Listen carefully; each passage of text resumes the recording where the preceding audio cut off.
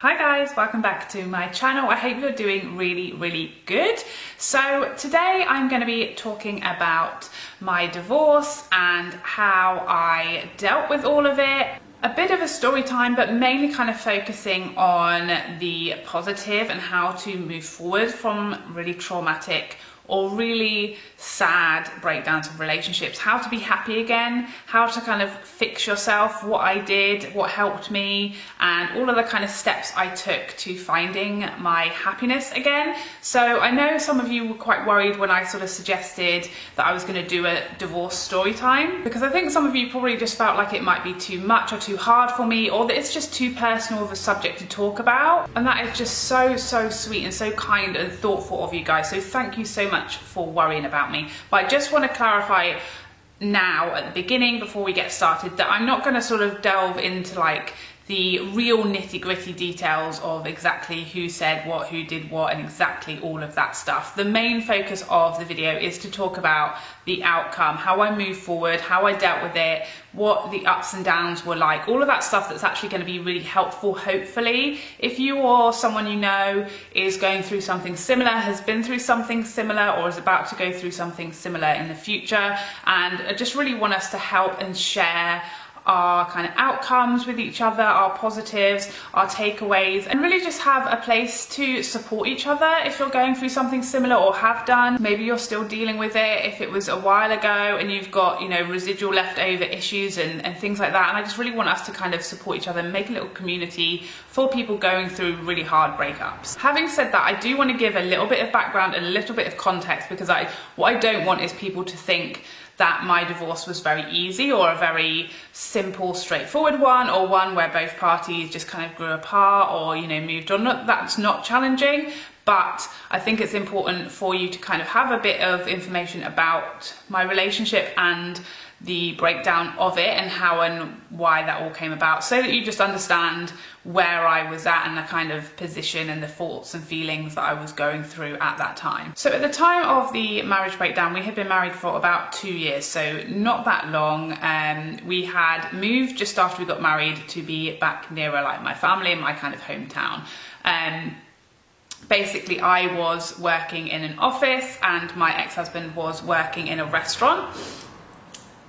So we kind of did work a lot of different hours. So obviously I was working like a 9 to 5 and he was working a lot of night shifts and weekends and things like that. We did still see a lot of each other, but obviously there were times when he would be in the restaurant working nights and I would be asleep, or I'd be at home on my own and all that kind of stuff. So that's kind of where we were at. Looking back, there are lots of little signs and things like that that I also want to talk about later to help people if that's something that they are wondering about or thinking about.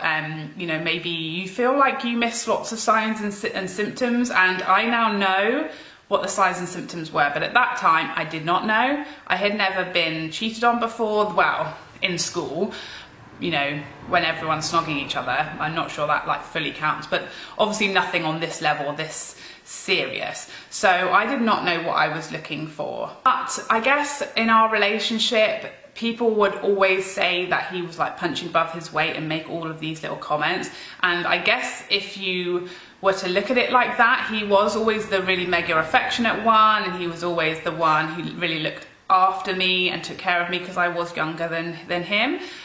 You know, I moved out of my parents' house to move in with him, so he did sort of help me a lot with all like life stuff, bills, took care of all of that kind of stuff. So I guess I felt like he was the responsible one and I was almost like the child in the relationship. But you know, we were very good friends. We had a lot of good times and good laughs, and we were very close, I thought. At the time that we broke up, I had no idea there was an issue, there was a problem, until I did. Again, looking back, there was some obvious warning signs, but I did not notice them at the time. I had no idea. The main signs that I now know what was going on is that his phone, so we always used to like use each other's phones. We would play you know, Scrabble on one person's phone and kind of pass it back and forth. There was never any secrecy with our phones were never locked, they were always lying around. And when I look back and really think about it, I was like, you know what, I don't remember seeing his phone for like weeks. I don't remember using his phone or playing on his phone or anything like that for like as long as I could, you know, remember, a few months, and obviously that had changed, but I hadn't picked up on it. So I just want to say, if there's anyone who feels stupid for not noticing something being wrong in the marriage or anything like that, don't. The whole nature of these things is it kind of plays on your innocence and your trust in your relationship and all of that stuff. And ultimately, if someone who is married is lying and hiding stuff from their spouse, why would you ever think or know that to be the case? You cannot blame yourself for not noticing, because that is what a marriage is. You have trust in that person. That person is supposed to be your life partner. You know, why would you ever really think that they were lying? So I just want to demonstrate to you that I had total trust in this person. This person, you know, had never done anything to make me not trust them before. I never really realized or thought that it was possible for them to hurt me or lie to me. It was absolutely never on my radar that that was ever going to happen. So on the day when everything came out, it was actually my birthday. Yeah. And he had bought me theatre tickets, so we were going to the theatre. So I met him at his job because he'd been working in the morning. So I came from work, dressed up, all really excited to go to the theatre, and went to where he worked. Now he had to get changed from his work clothes, and so I was sat in the office. So I had my period at the time, and I had put my sanitary pads in his rucksack. So while he was off getting changed, I opened the top of his bag to get my sanitary pads out, and literally at the top, just sat on top of his rucksack, was a letter, and it was just open, so I could just see this letter when I opened the bag. I didn't want you to think that I was rooting through his bag, because that kind of makes it look like I had any suspicion of him, and I really did not. I had nothing, no suspicion, no concerns, no worries. I literally was just looking for my pads, and the letter was literally there when I opened his bag. And what this letter was, it was like a sheet of A4, and written on it was all these horrible things about me. So it was basically a list of everything he hated about me. It said everything from ridiculous things to really vile things, and everything in between. So to give you a range, it was things like, I'm not very good at ironing. That was one of the ridiculous things. Right up to that he didn't think I would be a good mother. That was one of the harder things to obviously read. At the time, obviously I wasn't a mother. We had a dog, so I guess I was a dog mother. So anyway, this was a whole list. Imagine if someone wrote down every single thing about yourself, from physical appearance to your personality to things that are very true. So I was just so shocked, and obviously I didn't really know what this was. I guess reading through this, it was like suddenly the person you love, the person you're married to, your best friend, hates you. That's how I kind of interpreted this letter. I didn't know why he was writing it down. I guess how it looked was that he was writing it down to give to me, or to tell me that he hates me, basically. So anyway, he then walked back in, and I was holding this letter, and I just obviously looked at him and was like, what the hell? And he just kept saying, let's go home, let's go home. And I was like, no, I'm not going home. I'm going to the theatre. It's my birthday. I'm going to the theatre. So anyway, we literally did not speak. We sat at the bar, had a drink, went into the theatre, and you can imagine my head was just spinning. And I just literally sat there and watched this play, and I can't even tell you what happened in this play. I know Kim Cattrall was in it, so who knows? But yes, so we did not speak. We had the interval, literally went and got a drink at the interval. Then no words were spoken after we left the office. We got home, and I literally very dramatically marched upstairs and started packing a bag.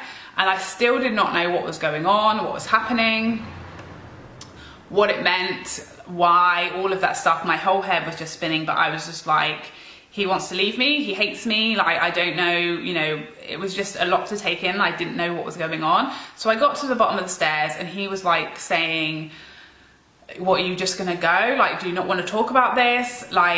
What's, you know, do you not want, are you not gonna let me explain? Are you just what is going on? And so I was like, you know, what's there to explain? You hate me. And he just kept on saying no. And I was like, what is that letter then? What does it mean? If you don't hate me, you hate everything about me, what's going on? And then he just blurted out, I've been having an affair.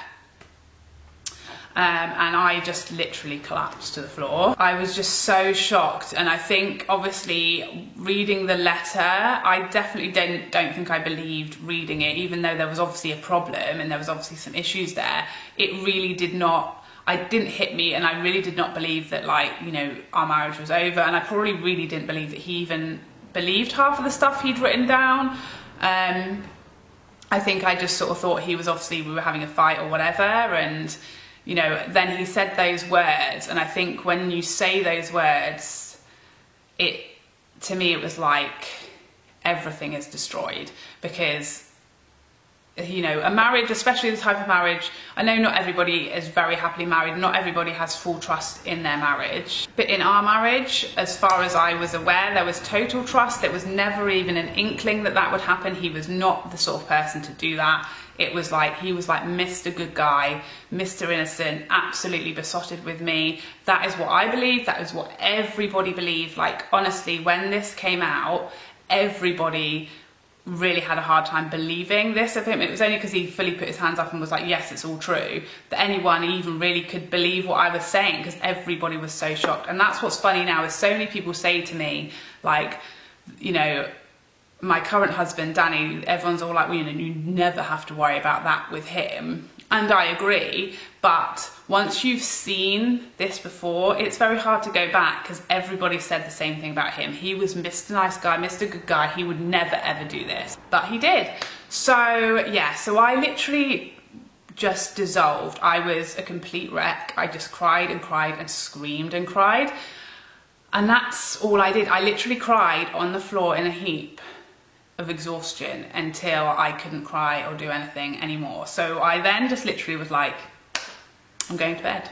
And I went to bed. He didn't try to speak to me. He didn't try to say anything else. He didn't try to do anything else. But I think, to be honest, like, obviously he'd got those words out, and then he was probably just waiting for what I was going to say or do about it. And there was no other kind of real conversation. I literally screamed myself to sleep, fell asleep, God knows what time in the morning. When we woke up, it was just this dawning feeling of, oh my God, what am I going to do now? So that was the Friday night. We woke up on the Saturday, and then it was question time.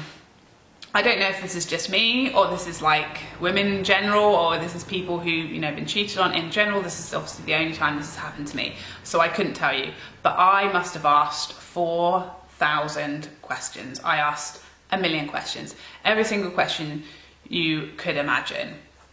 So I still don't know, obviously, what the truth is. I obviously now know him to be an incredibly good liar. So what he told me is he'd been having an affair with someone he worked with for the past 3 months.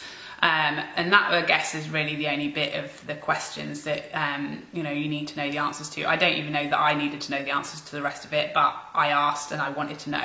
And as far as I know, he answered like every single question. What he couldn't answer is why. You know, I think when you sort of research or you read books or you do whatever you need to do, lots of people will say that, you know, people who are sort of prone to that behaviour, or, you know, people who have affairs, they often do it when there's other issues going on, and someone offers them some attention or boosts their ego, and that's what happens. I think at the point the affair started, we were happily married, but he had just been made redundant, and I had just been, like, got my dream job. So I don't know if that's what it was, is that he kind of felt a bit inadequate, or a bit like his life was plummeting and mine was rising, and then someone, you know, came along and sort of gave him a pep talk, and that's how it started. I have no idea, really. He never really was able to answer the question about why, and, you know, why couldn't you talk to me instead? Why didn't you tell me there was an issue? Why didn't you stop it, you know, before it got to this? Why did you let it carry on so long? What were you going to do if I hadn't found out? All of that stuff, he wasn't able to ever really answer. So that was kind of the first day. Now, what I kind of noticed throughout this day of me just asking him questions is that there was no effort coming from him to ask me to stay, to get me to stay, to fight for me. There was nothing like that.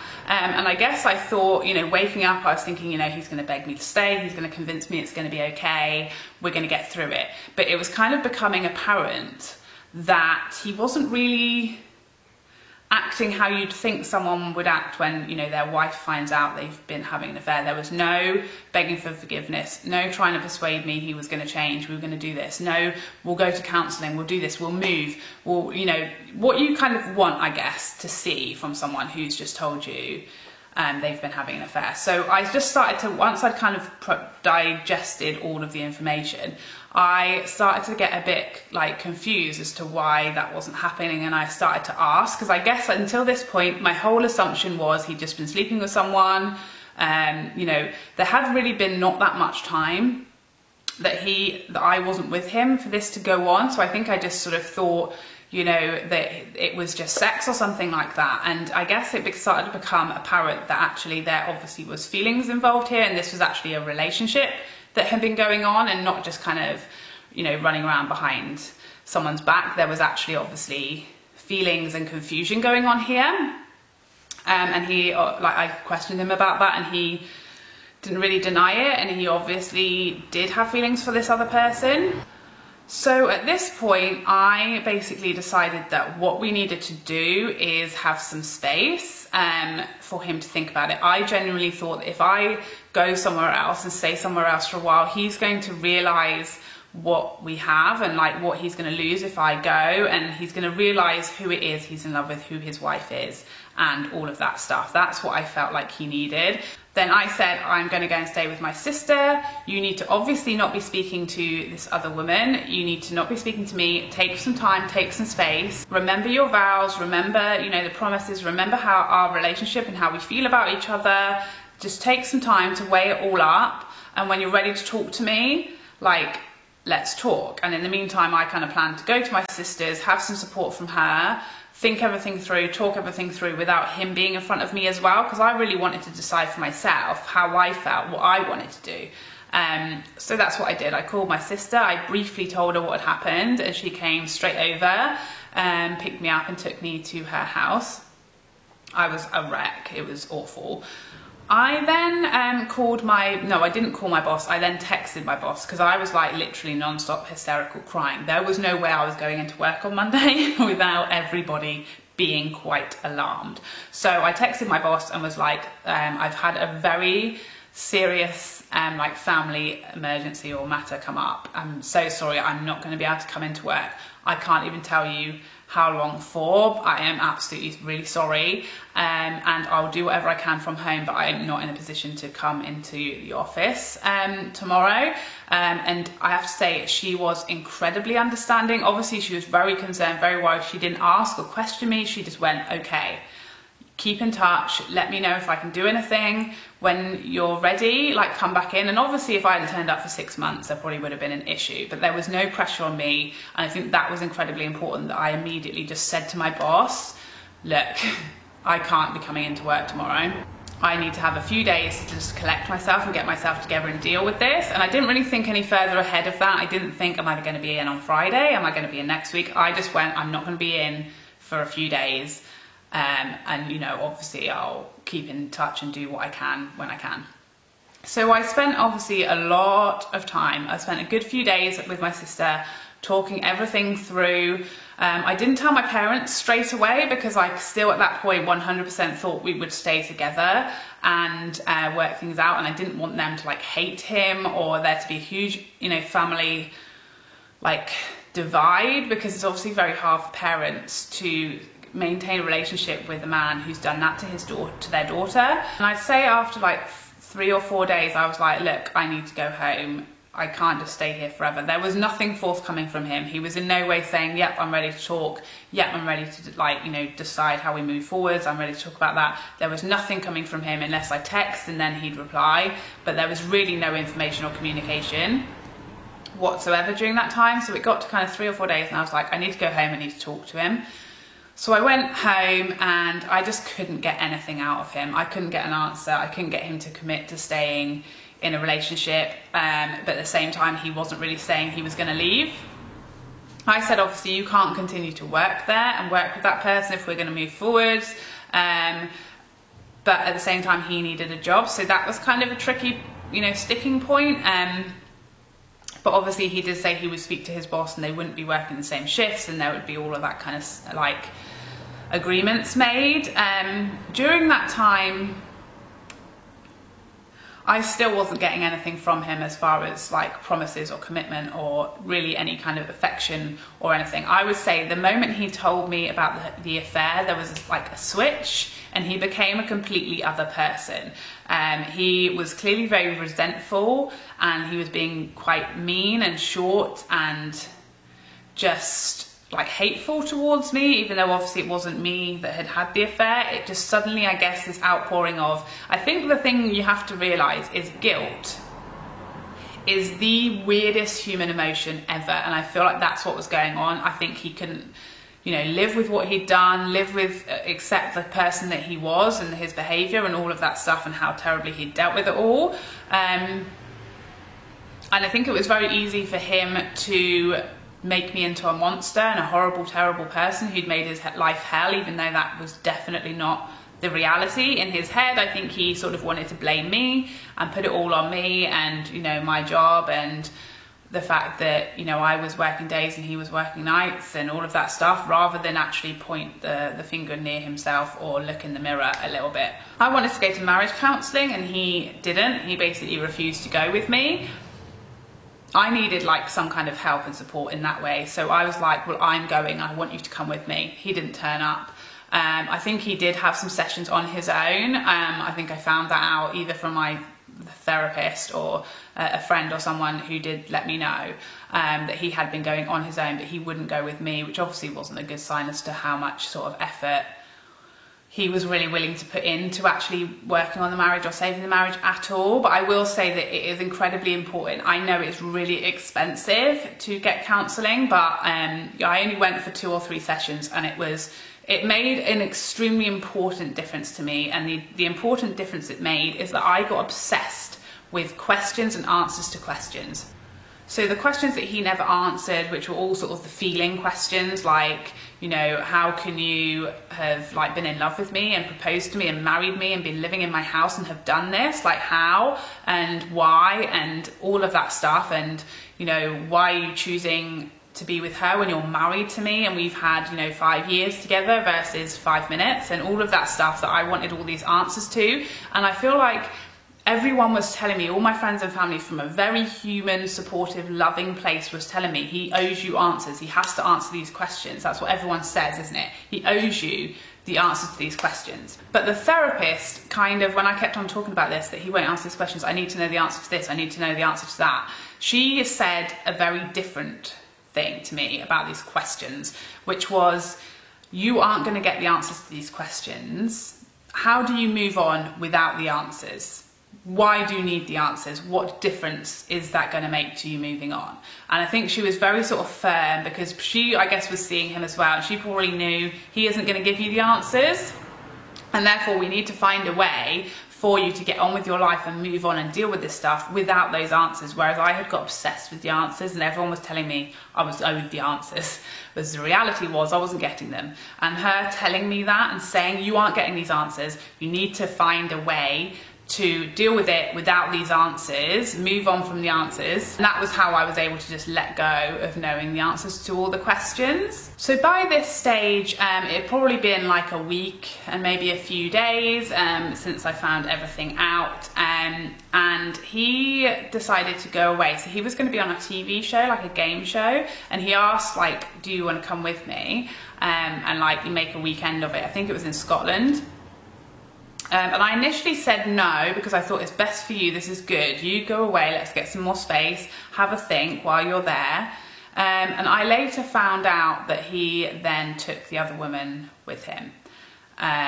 So I just think, and again, this whole time when I was staying with my sister, I found out that when he was supposed to be getting some space from both of us and thinking about it, he'd actually just been staying with her and he'd had her around to our house. So I guess when I started to find all this stuff out, it was just like, after the initial finding out of the affair, I was crushed, but I really believe in marriage. I really take marriage very seriously. It is not a temporary thing for me. Marriage is for life, thick and thin. All of my vows, I meant them, and I would have, as much as I was like the wronged party, I guess, I was definitely going to try. And I cannot promise if he had stayed and really put some effort in, that I would have been able to forgive him and forget and move on. I don't know that I would have been able to, but I was certainly willing to try to the death, and clearly he was not.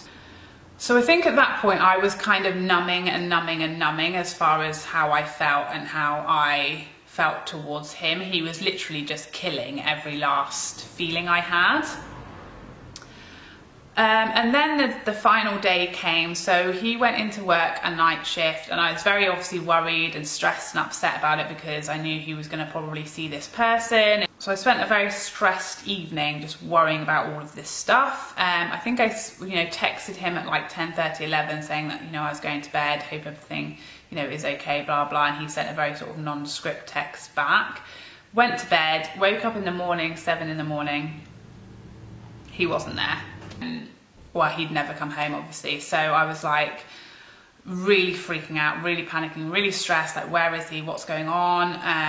Obviously I knew probably where he was with the other person. I called him a couple of times. He didn't answer at first, and then finally he answered. And basically he said, well, obviously you know where I am. So I said yes. So like, you've made your choice then? And he said, well, yeah, I guess so.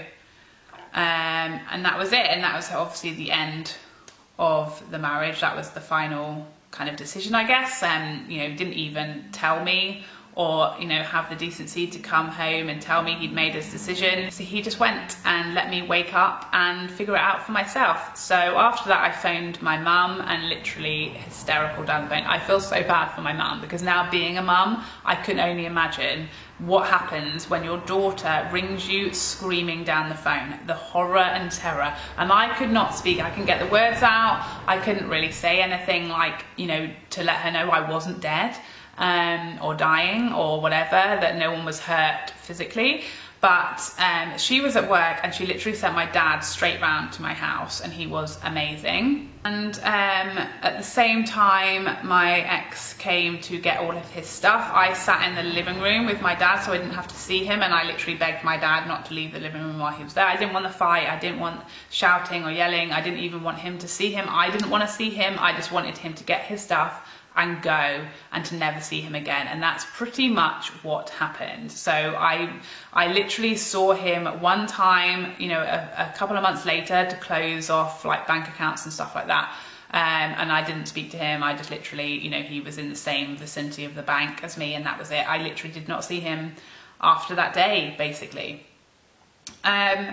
So yeah, I will say the first few weeks were extremely hard. I very much compare it to a mourning process to me. It is like he died. That's how I felt. He was not the person I married, clearly. He was like dead to me. It was very hard to get your head around it, to understand it, as well as all the agony and pain and sadness and loneliness that went along with it.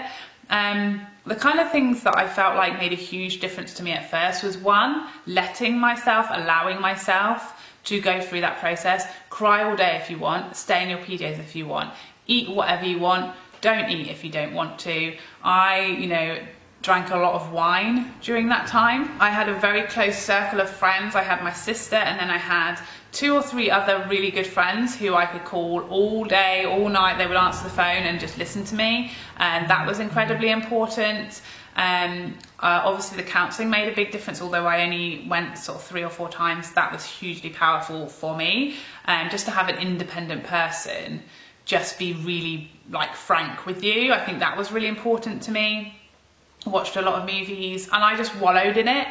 I went in and out of work. It was very important that I told my boss exactly what had happened as soon as I could. And don't get me wrong, that was a mess. We went up to the cafe at work, sat in a little corner, and I bawled for like an hour. But she was incredibly understanding and helpful and supportive.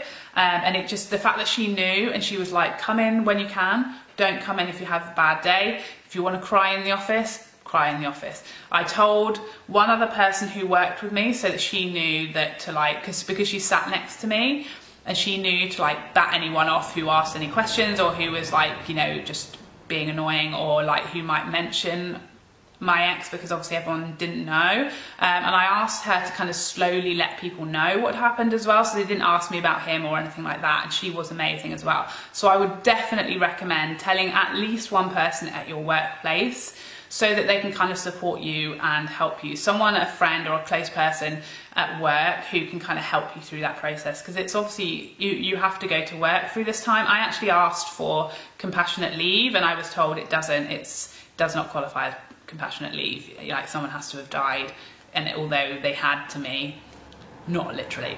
But luckily my boss was just really kind and supportive and flexible during that time. I came in and out, I worked from home. If I had a day where I couldn't get dressed, I didn't get dressed, and everyone was mega supportive. So I had a few weeks like that. Another thing I did was I set myself a date. So, you know, it might be 6 months, it might be 6 weeks, it might be a year from whenever you go through your breakup, but set yourself a date, and at the end of that date there might be a holiday, a night out, whatever there is, but set yourself a goal that you are going to get up, get dressed, put makeup on and get back out in the world by that date. That's what I did, and I think it was probably 2 or 3 months after he left that I got all of my friends together and we went on a big night out, and we called it Charlotte's Coming Out. I wasn't coming out as a lesbian, but I was coming out as like a human again, as a like, I am back in the world, basically. So I found that really helpful. And obviously you can't give your grief and your mourning and your sadness a real deadline, but it just kind of gave me something to aim for and a date to have in mind. By then I'm going to be ready to get out of this house. Another big thing that I did and that I chose to do was I removed everybody from my Facebook page. So when this happened, there wasn't really Instagram and other social media. The main thing that I was on was Facebook, and I got rid of everybody, every single person that was like his friend or his mutual friend or his family. I deleted them from my Facebook. I didn't want to see anything. I didn't want to speak to them. I didn't want to see a photo of him. I definitely didn't want to see his friends meeting his new girlfriend. All of that stuff, I didn't want to see it, and I didn't want anyone who wasn't on my side, who wasn't my friend, my family, to see what I wanted to put out. So sometimes I wanted to, you know, put an angry message, or, you know, put up what songs I was listening to, or, you know, put some man-hating message on Facebook. And I only wanted people who understood me, who supported me, who loved me to see that. I didn't want the world seeing it. So I literally took my Facebook down to like less than 100 people. My close friends and family, and people who I knew loved me and were there for me and really knew me. So yeah, I would really suggest closing your social media down, because you just want to not worry about seeing stuff on there. Even just come off it if you can. That might be a really good idea as well, just for a while you recover. But I just didn't want anyone who I didn't really know that well to be in my business or like contacting me during that time. So about 3 months after he left, I met my new husband, and I know that is quite soon, but that is just the date we met. We didn't get married on that date. Yeah, we met. We I think instantly had like a sort of, you know, chemistry between us as soon as we met, but we were both terrified of it. I think he was like, oh my God, this crazy divorced lady, what a mess. And I was terrified of him because he had been single for like the last 5 years. He was ridiculously good looking. He worked as a strength and conditioning coach. And if you kind of know the description of the person I'm giving, it was like he had a big F-boy flashing neon sign above his head. But we both just really had lots of reasons that we wanted to take things very, very slowly. So we literally just became friends for like 2 months. We just hung out, literally just hung out and became friends. It was probably 3, 4 or even more months before we actually spent any time like just on our own, like as an actual like date, I guess. And it was probably 6 months before we actually would have said we resembled a couple in that kind of way. So we did take things very, very slowly. It allowed me to kind of start to trust behaviours again and not be so suspicious of everything, and I guess get some confidence back as well, because obviously that had completely gone. I think when the one person, your main person, your spouse, who is supposed to be the person who's obsessed with you and loves you more than anyone on this planet, literally bins you and chooses somebody else over you, I don't think there's really anything worse that can happen for your like self-esteem and your confidence and your self-love. So I really needed someone who was going to give me some of that back, and he massively did that for me. I think as much as you can when you meet somebody new, you have to be as honest and open with them as possible as soon as you can. You don't want to like massively drop a bomb on the first date and scare them right off. But I think because I was so open with him and he was so understanding and patient and interested in my life and what had happened to me, that it really explained to him a lot of my behaviors. And like we talked about this the other day because I really wanted to know his side of it, like for the video. I said to him, you know, how do you, like, what do you make of me, and like how do I behave, and like do you notice like, you know, residual behaviors based on what I've been through? And he was like, you know, I did. Like when we first got together, he literally thought I was crazy, like because I was just always accusing him of like, you know, cheating or being secretive or lying or, you know, whatever. And he just thought it was really weird, like why, like he didn't understand why I would ever think any of this stuff. But obviously when I was open with him, it made sense. There are still definitely some behaviors that I have now. So this was sort of 10 years ago now that this all happened. And, you know, there are still some issues that I have because of it. I don't trust anybody, I'd say, other than my very best friend, my husband, and my immediate family. I don't trust anybody. And it would take me an incredibly long time until I trust someone, even enough to really consider them to be a friend, because of this. And I'm kind of okay with it. I say to my husband, and he knows this, I trust him like 95%. I feel like some people will feel like there's a problem with that, or that's wrong, or like, oh, you know, there's something wrong with you if you don't trust your husband 100%. But my opinion is that actually that's okay. He knows it. He thinks it's funny. He literally thinks it's ridiculous that, you know, that I would ever not trust him. But I feel like once you have seen something happen once it's happened to you, and you know that it is possible, and you know that however unexpected or ridiculous or far-fetched or unlikely it might seem, as much as you might trust that person, it happened anyway. It's very hard to unsee that, to unknow that to be possible. And on the scale of like unprepared, unexpected, shocking, that was literally a 10 out of 10. Like for me, the person, all of that stuff, I was so blindsided, so unaware, so shocked that I can never be that shocked again, because I think you can only really be that shocked once. And I don't really see that as a bad thing, because it keeps me more alert, more aware, more concerned, more I guess always working on my marriage and always present in my marriage and always checking in on my marriage, much more than I obviously did the first time. So I guess I don't really see it as a negative. It would be nice to be much more secure in myself and much more confident and have a lot more trust for people, but at the same time, for me personally, I'm okay with, you know, having a very small circle, and I'm okay with having a very small number of friends that I really trust and know I can rely on, because I do find it very hard to build that. And I would rather not and have my very small circle than, you know, try and trust loads of people and be hurt again or disappointed again, because I just feel like I've had enough of that in my life.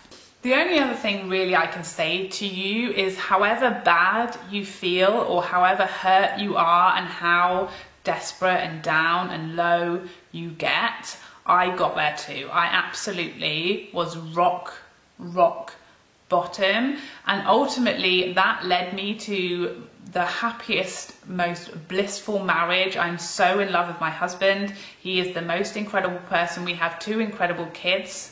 And I truly believed my life was over. For, you know, a good few months I thought, I'm gonna die alone now. So I just want you to know there is always hope. It doesn't matter if you have children, it doesn't matter if you're older, or whatever you tell yourself, or whatever they've made you feel about yourself, you will survive. You absolutely will get through it. It absolutely will get easier. You will meet someone and you'll realize that that person was not what you wanted, what you needed. They were not perfect for you, otherwise it could not have got destroyed. Like, I do kind of believe in the saying that You know, a woman can't take a man who doesn't want to go on some level, or maybe they don't realise at the time they want to go. And maybe if the other person hadn't come along and hadn't been so willing to have an affair with a married person, they would never have gone. Maybe that's true as well. But ultimately, you know, do you want to stay married to someone who could be taken by someone else? Or if they're unhappy, they're just going to go and sleep with someone else or have an affair with someone else because that's how they get through things, or that's how they cope. Ultimately, there was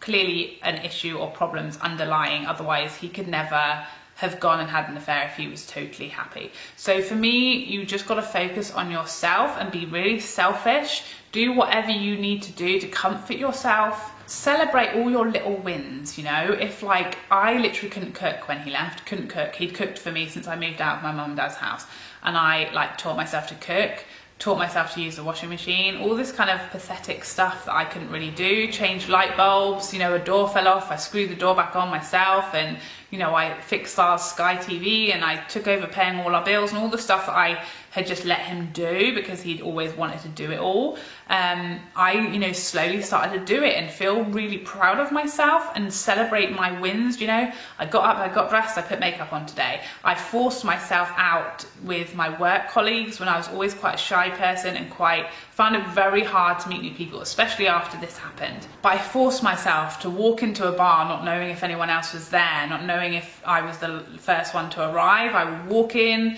and I like dealt with that, and I made myself go out and socialize because I knew that I was going to lose the friends that I had made. So you really need to push yourself out, push yourself socializing, push yourself to meet people as much as you can, and just really be okay that you might change, you might have grown, you might have changed, you might have learned, you may have got some scars through this whole thing. But actually that's okay. We all grow, we're all shaped by our experiences. It's okay, and I don't really mind that I have some scars from this, because I also have my husband and my kids from this. There is, like, undoubtedly, if this hadn't have happened, I wouldn't have met my husband.